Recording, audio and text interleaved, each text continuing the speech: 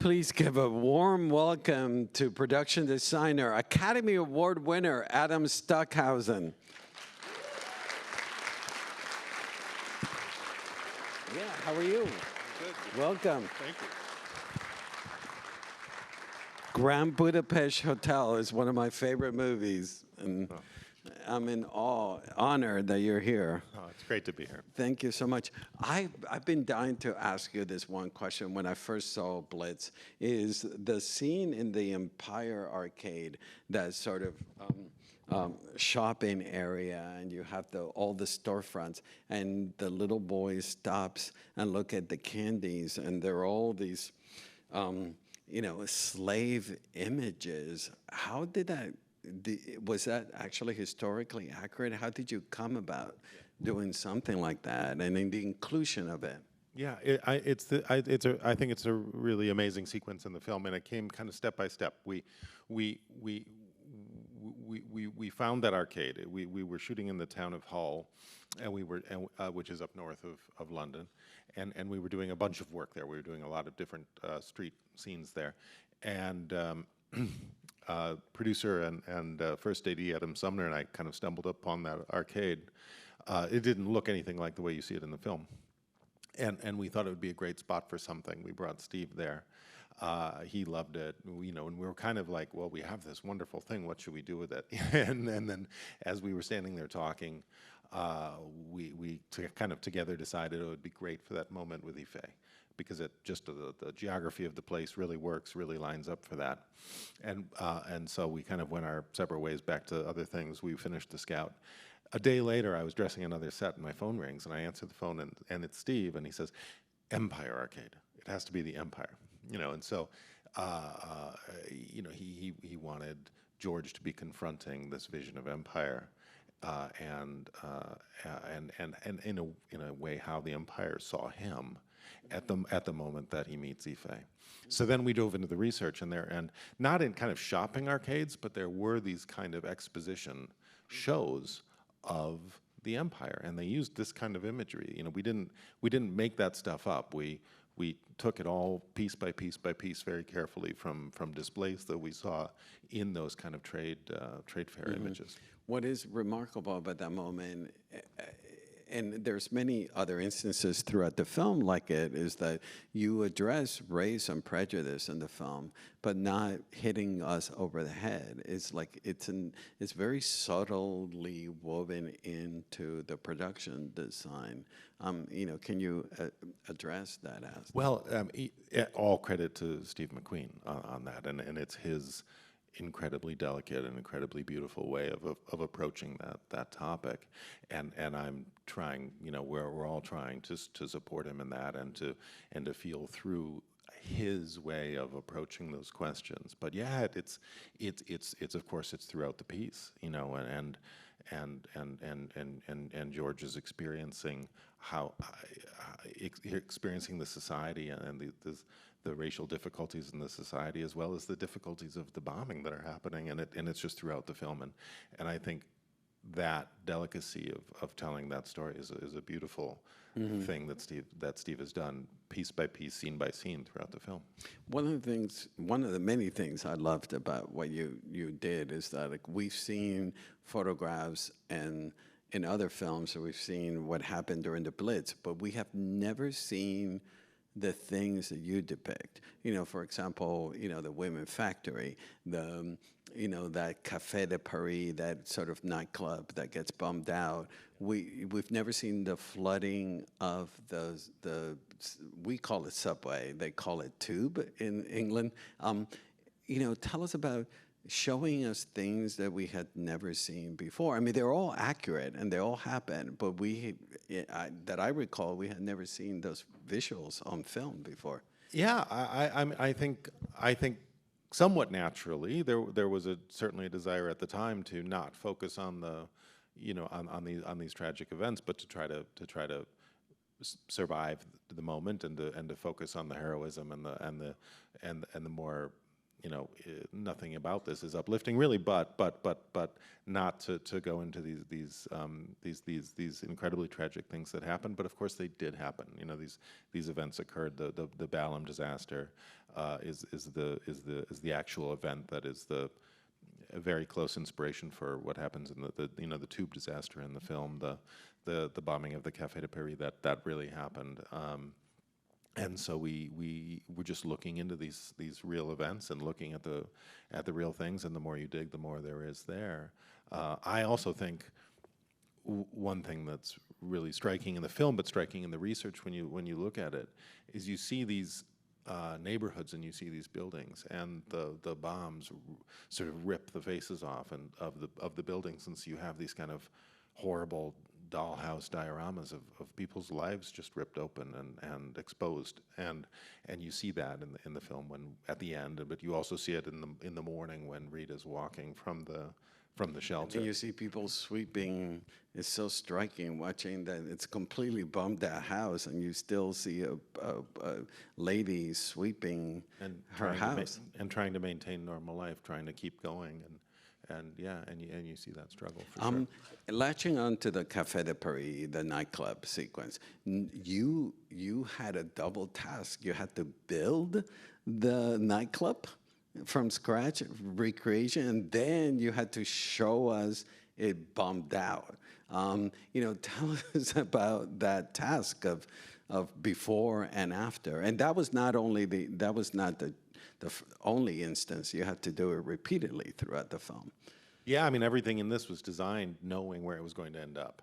So we had, we knew from the script that we were doing both the before and the after of this event, and so in a few cases, like the Café de Paris scene, there was no chance of using a location because we had to completely destroy the place, so it had to be built. And then we planned and built the thing in a way that it could be destroyed, if that makes any sense. We made things out of. But did you found archival footage to see the way it looked before, and then you had to look at archival stuff about what it looked after it was destroyed? Walk us through your process. Exactly that. So I actually went with my art director Ollie Vanderwijver. We went to the site. The place was rebuilt and it still exists in London. It's in the middle of a transformation now to a new life. But the space was very raw, but it still existed. And we went, we walked it, we paced it, we measured it. We saw the real thing. But then we went and we have loads of archival photographs of celebrations at the cafe, in the years before the bombing occurred. And then we have loads of images. The Imperial War Museum in London has incredible archives of photographs of all these things, and so we have photographs of the cleanup, and we have the news reports. There were a few photographs in the newspaper as well of that evening's events, and so we were putting that all together and trying to track through. Okay, this stair that's collapsed, that was over here, and we kind of tried to forensically back into what exactly happened, so that when we were making the set, it's important to Steve always to be as real as possible and to be as little as possible just making stuff up, So we were really trying to be as careful as we could be about getting it all right.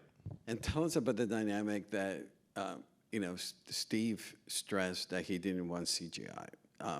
As little as possible. So you had to build all of the stuff or find, things that could make up for the actual building. Was that something that was daunting for you or exciting that you had to build everything? Definitely exciting, and it's nothing against CGI.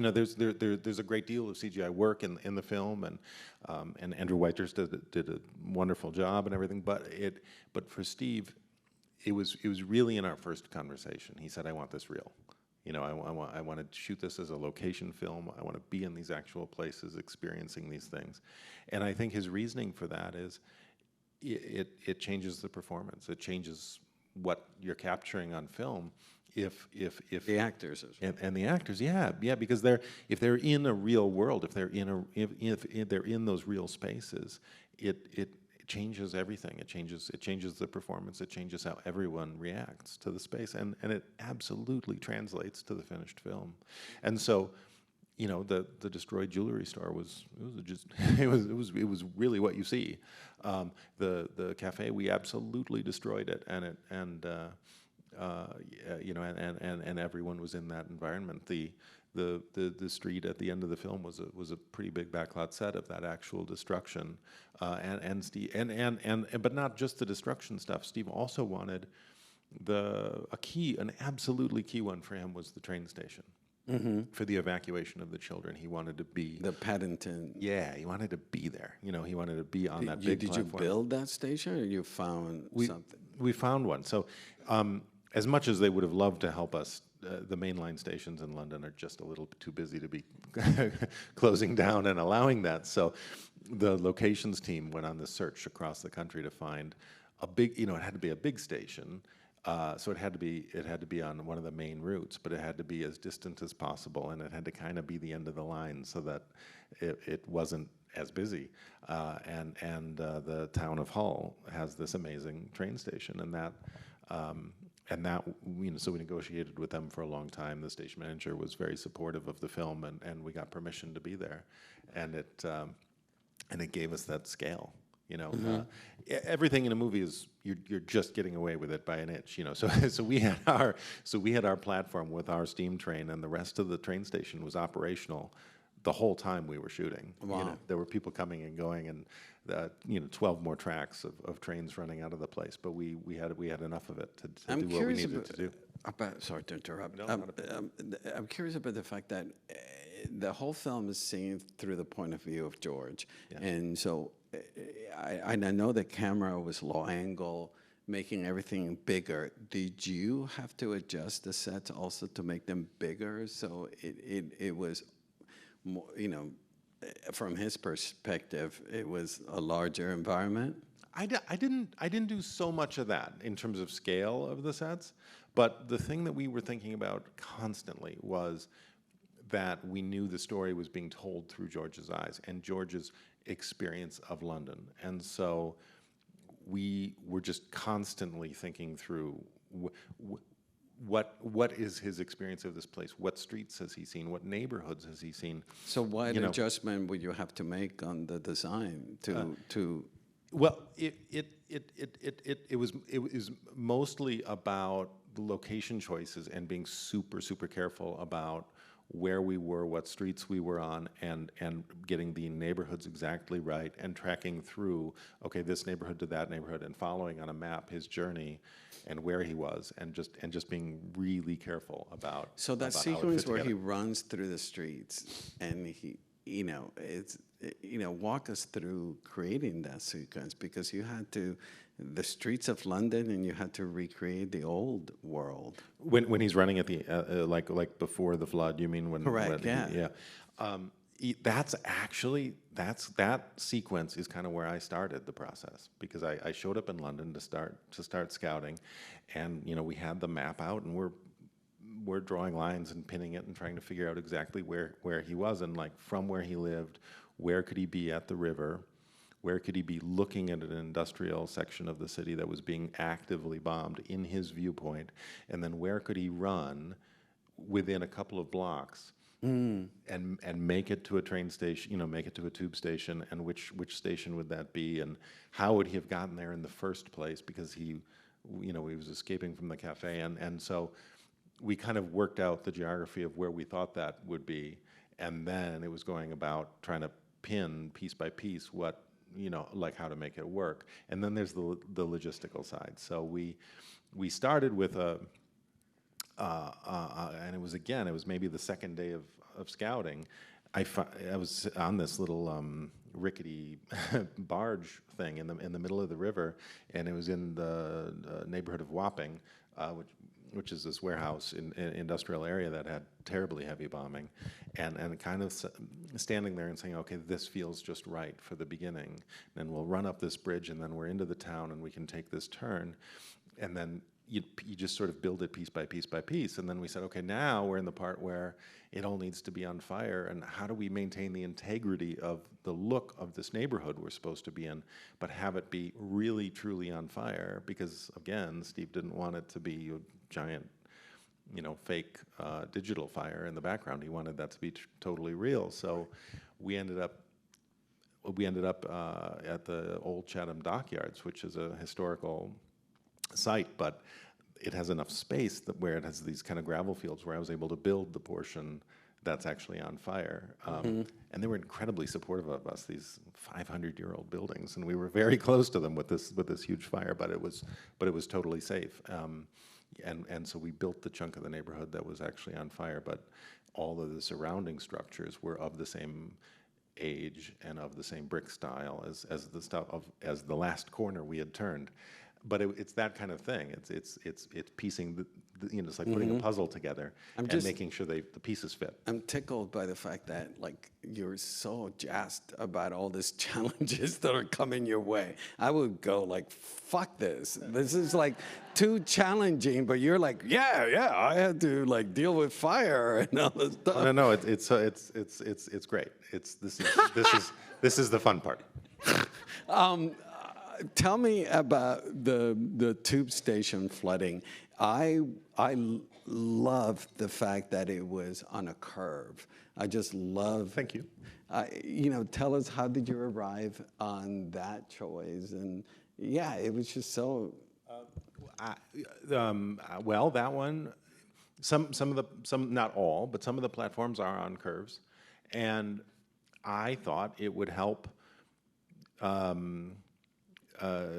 Trick you guys, sorry, because on the curve it's harder to tell how big it is, and it also sort of looks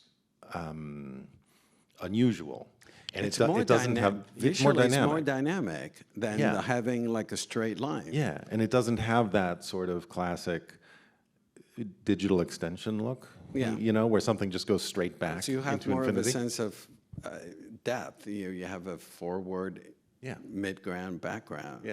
Yeah. So I just thought it would feel. I hope it does. No, thought it would feel more natural and real. So the whole time I watched the sequence, going like, wow, this is fascinating to watch the curve. How walk us through creating that sequence, which was.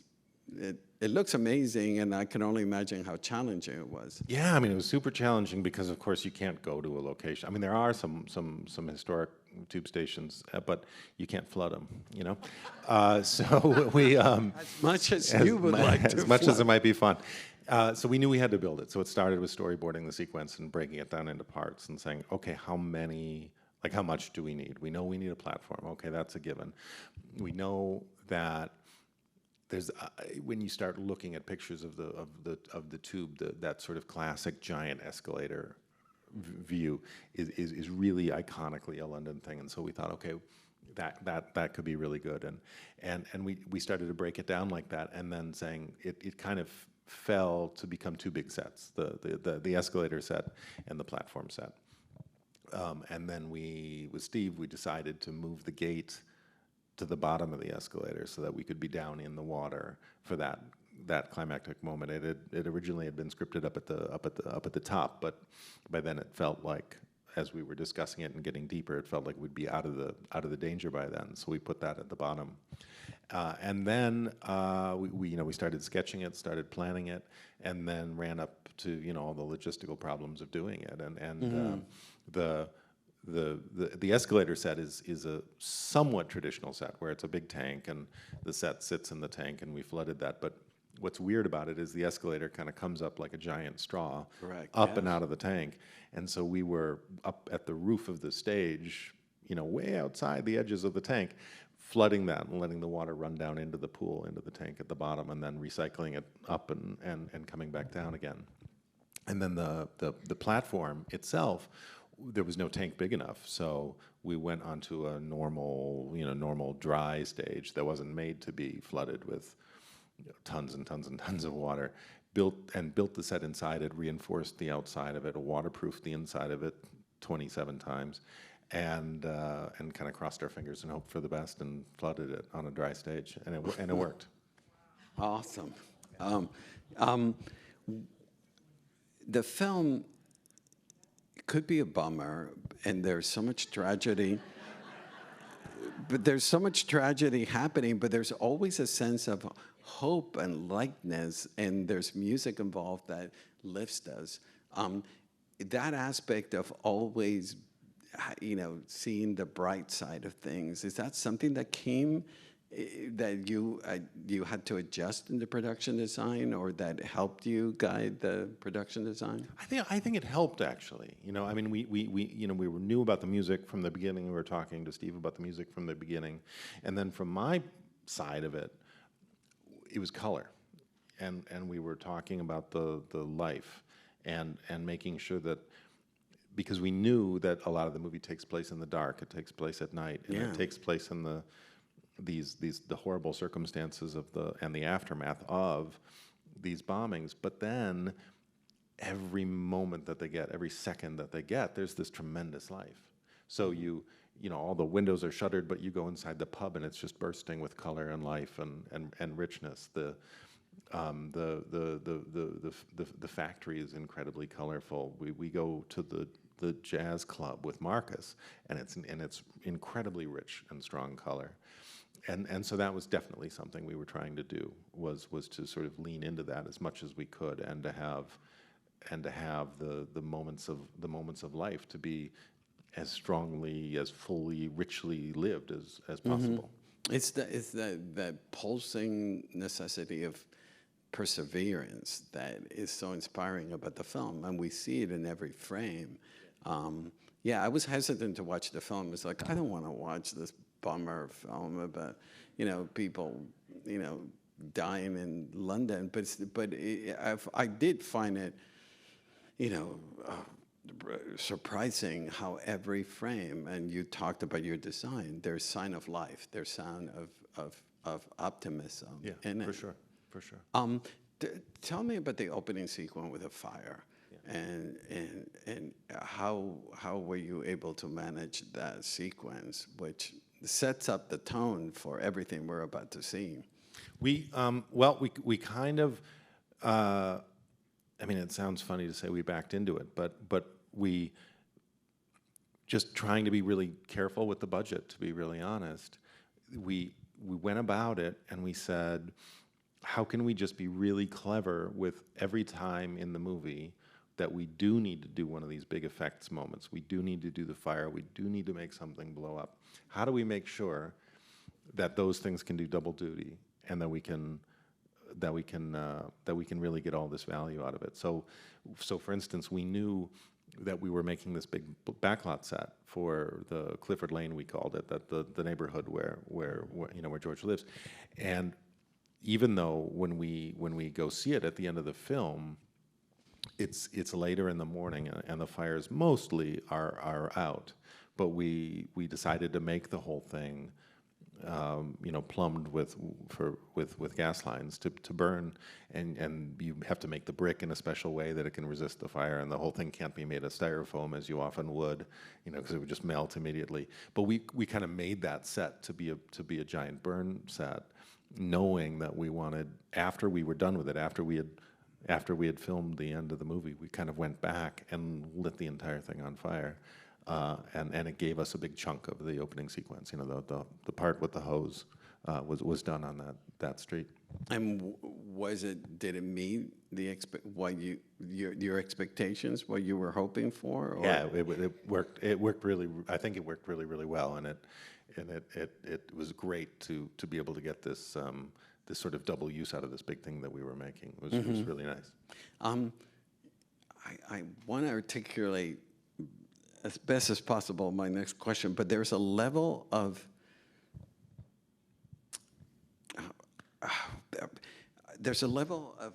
almost abstraction in the film. There are moments that feel surreal visually, and then mixed in with reality and intensity. You know what I'm talking about, or I'm like... Well, like, where do you feel that most? Well, there's moments that like it feels like almost painterly and random, but then mixed in with reality. Is that something that you guys were striving for? Well, I think Steve does use these sort of big gesture images sometimes that are really, I don't know how to describe it except to say that it's a sort of a moment of pause and a moment of sort of stillness. Whether it's a tiny moment, like the feather coming out of the pillow by George's eyeball, you that know? we just saw. Or Or a the- giant moment, like this big spinning shot going down into the That's ruined what I'm cafe. referring to, but I couldn't articulate. It's those moments of poetry, of lyricism, of abstraction. Pure Steve McQueen. You know, I mean, it's his. He has this visual way of speaking that's remarkable. Yeah. Yeah, but you had to to visually articulate. I'm also thinking about the woman sweeping her house. Yeah, You know, yeah. that's the moment of lyricism, abstraction, but mixed in with, stark realism. Yeah. Well, you know, the thing is, we look at a lot of research together, and we sometimes images stand out, you know, and they're so specific and so beautiful that they end up just in the film, kind of the way they are, and seeing such striking, you know, it's so striking to see that image of sweeping up when the thing you're sweeping is gone, you know, and that's one where we just held on to it, and Steve wanted to put it in the movie just the way it was, and that happens throughout, you know, throughout his films. I mean, yeah. And last question, the Saoirse Ronan's house. Yeah. You know, tell us about recreating that world. It's so specific. It feels so warm, cozy, claustrophobic, but warm. Yeah. You know, based on research, actual. Totally based on research. Trying to make it claustrophobic, you know, trying to make it tight, trying not to do the thing that so often happens where the set just gets bigger and bigger because it's easier, you know, when you go on the stage. But the real trick, the real hard part of it was, how to make it of its period, how to make it old without making it feel old, you know. And so, and again, we wanted it to conform to the thing I was saying earlier about when there's life, there's a lot of life, you know. And so Steve wanted to see pattern on pattern on pattern and richness of detail and layers of detail. And so we were using these fun sort of deco period wallpaper patterns throughout the house, and A lot of warm colors. and a lot of warm colors, and you know, just trying to while everything was dirty and aged, nothing was oldie-timey, you know, nothing had that sort of faded, dusty, been sitting in the attic for too long kind of vibe to it. It all had to feel vital, it all had to feel alive and real. And then you blew it all up. And then we blew it all up, yeah. Was it that aspect of having that townhouse and then blowing it up at the end, the scene with Saoirse, was that intricate to recreate that blown up afterwards? Yeah, definitely. I mean, because we did it in parts. The house pre-blowing up was one set that was on a stage, and then we had our big backlot where we had this sort of wide thing where George runs up to the house, and then we had another set on stage where we had kind of a pickup sticks, you know, rubble which is what you see when you're actually kind of looking into the whole thing, and where Gerald is. So it was actually kind of three pieces that had to sort of stitch together and work together nicely. Yeah. Yeah. Well, I admire your work so much. You're a gem, and thank you so much for regale us with your visit. Thank you so much. Thank you. It's great to be here. Absolutely. Thank you, everybody.